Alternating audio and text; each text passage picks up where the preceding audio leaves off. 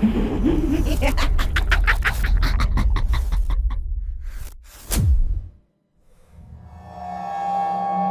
गांव की रातें एक जैसी नहीं होती। कुछ रातें अपने साथ वो कहानियां लाती हैं जो दिन की रोशनी भी नहीं कह पाती। ये कहानी है अमर सिंह की, और एक ऐसी आवाज की जो सालों से नदी के किनारे भटक रही थी। अमर गांव का चौकीदार था, शांत, जिम्मेदार और रात की हर हलचल को पहचानने वाला। उस रात एक पुकार ने उसकी नींद छीन ली। मदद, कोई है? ये कैसी आवाज है? कोई नदी में फंसा है क्या? कौन है वहां? जवाब दो। अमर इधर उधर देखता, पर कोई नहीं मिला। फिर सुबह हो गई। अमर गांव वालों को बताने की कोशिश की, पर सब उसकी बात को अनसुना कर दिए। अगली रात फिर अजीब सी आवाज आई। राजू, घर लौट आओ। क्यों? नहीं सुना तुमने? आज फिर वही आवाज। आप कौन है? और ये राजू कौन है? अगली सुबह ना कुछ बुजुर्ग फुसफुसाते हैं। ये वही आवाज है, सालों पुरानी। राजू की नाव यहीं डूबी थी।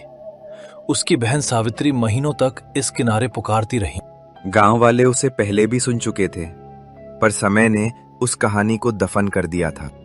अगली सुबह नदी किनारे एक पायल मिली, जैसे अतीत खुद मिट्टी फाड़कर बाहर आ गया हो। रात होते ही अमर ने उसे देखा। पानी पर बैठी एक परछाई, न पूरी इंसान न पूरा भूत। ये परछाई इंसान जैसी भी नहीं, भूत जैसी भी नहीं। सावित्री, क्या ये वही है? लौट आओ राजू, मैं यहाँ हूँ। मैं सच पता लगाकर रहूंगा। कोई ना कोई गलती छुपाई गई है। अमर को नदी किनारे एक पुरानी डायरी मिली, जो उसे कुछ बताना चाहती थी। ये डायरी, इसमें तो पूरी बात लिखी है। सावित्री गांव की साधारण, शांत और बेहद दयालु लड़की थी। उसका एक भाई था, रजू, जो नाव चलाकर गांव वालों की मदद करता था। दोनों अनाथ थे। गांव ही उनका परिवार था। हर शाम नदी के किनारे सावित्री अपने भाई को आवाज लगाती, राजू चल घर लौट चले।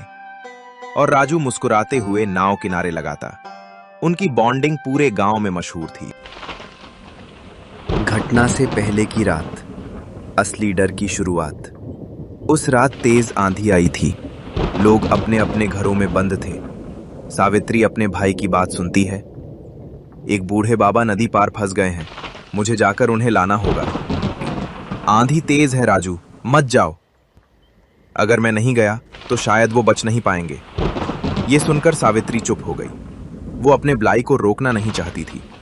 राजू नाव लेकर निकल गया और सावित्री घर की खिड़की से उसकी छोटी लैंटर्न की रोशनी दूर जाते हुए देखती रही।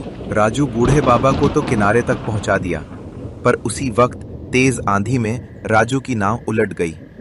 लेकिन यह सिर्फ तूफान की वजह से नहीं हुआ। सच ये था कि किनारे पर कुछ गांव वाले गड्ढा खुदाई कर रहे थे रात में, क्योंकि खेत मालिक ने मजबूरी में बुलाया था। उन्होंने राजू की लैंटर्न की रोशनी देखी, पर मालिक ने उन्हें चिल्लाकर काम न रोकने को कहा। कोई आवाज मत देना, काम रुक गया तो नुकसान मेरा होगा, जाने दो। राजू ने सहायता के लिए पुकारा, पर उसकी आवाज हवा में खो गई, या शायद किसी ने सुनकर भी अनसुना कर दिया। यही गांव की असली गलती थी।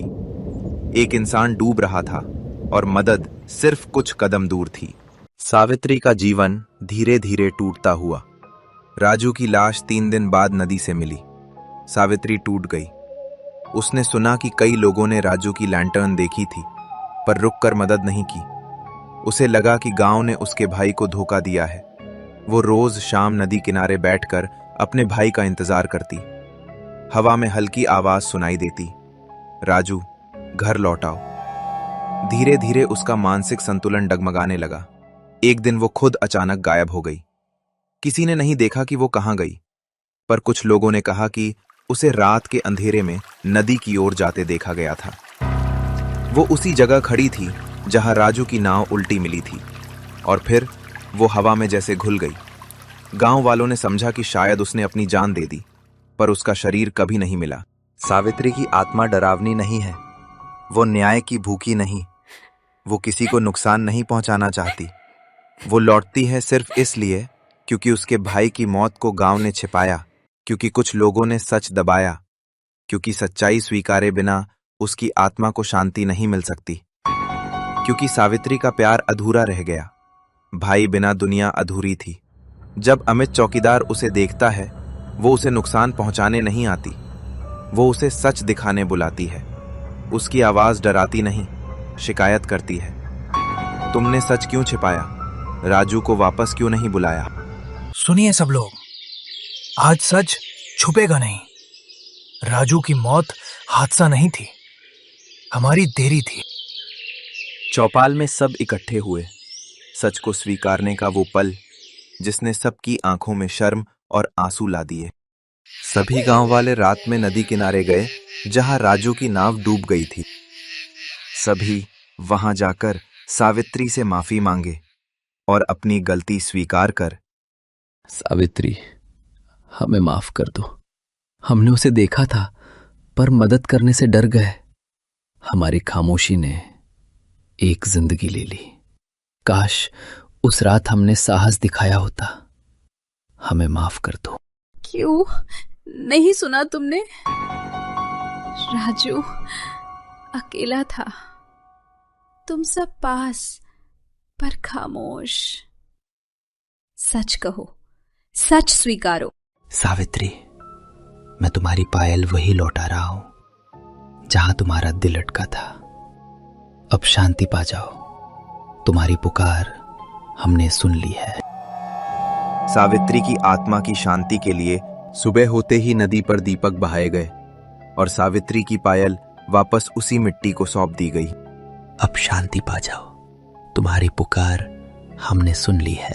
धीरे धीरे सावित्री की परछाई धूप में घुलने लगी, जैसे उसे आखिरकार अपना घर मिल गया हो। कभी कभी रातें डराने नहीं, सच बताने आती हैं। मदद की पुकार को अनसुना मत करो, क्योंकि वही आवाजें एक दिन लौट कर भी आ सकती हैं।